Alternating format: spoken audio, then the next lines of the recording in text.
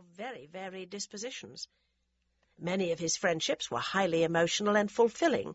At least two, with the well-born Tommaso de Cavalieri and the noble Vittorio Colonna, were in contrasting ways love affairs, and he loved his servant Urbino like a father.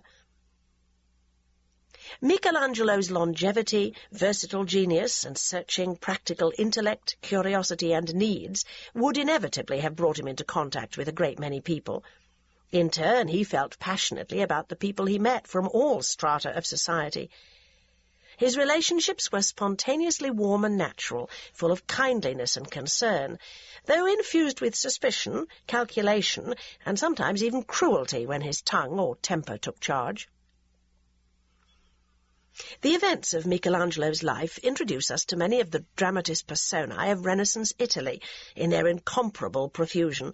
The long lines of Medici rulers and sovereign popes, the prelates and clerics of the Roman Curia and the officials of Florentine government, cardinals, bishops, priests, condottieri, courtiers, painters, sculptors and architects, poets, historians, bankers, marble workers, street singers, villagers, and workshop garzoni. I have tried to bring them alive partly through Michelangelo's eyes, and to present Michelangelo partly through theirs. In writing about Michelangelo and his times, I have wanted to use relevant detail to highlight his achievements as an artist, not bury them. In his life he displayed wit, compassion, good sense, humour, intuition, and acute intelligence. He was a man of volcanic temperament, convulsive energy, strong sensuality, enormous pride, fierce sensitivity, and subversive emotional and intellectual inclination. He was also always utterly sane. Though liking for his work and his reputation have oscillated over the centuries, Michelangelo ranks among the greatest Western practitioners of the three arts of painting, sculpture, and architecture. His reputation as an original, skillful, and moving poet is still rising.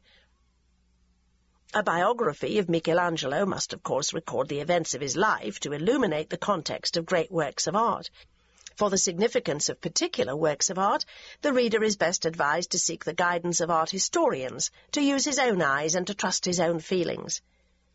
Each generation brings to and derives from Michelangelo fresh and stimulating insights into art and the processes of artistic creation. An enormous amount of archival material relevant to Michelangelo and his life and times is being published for the first time, some of it newly translated from the Italian in this book. Moreover, the recent cleaning of Michelangelo's fresco cycles in the Sistine Chapel has demanded a dramatically revised appraisal of his achievements as a colourist as well as a consummate draftsman.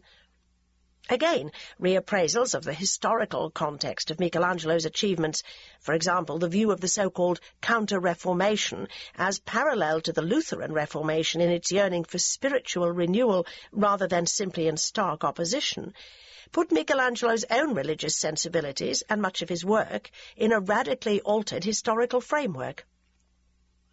Anyone writing a life of Michelangelo today also has the advantage of being able to discuss his sexual orientation without evasion or embarrassment.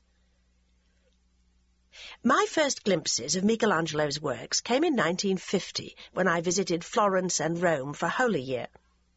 My fascination with him has grown over the years, greatly stimulated by the reading of cascades of other people's scholarly books and papers, and by the concentrated attention needed to translate the classic biographies by his devoted contemporaries Giorgio Vasari and Ascanio Condivi, as well as many of his letters and sonnets, and the opportunity to look quite often at his statues, buildings, and paintings.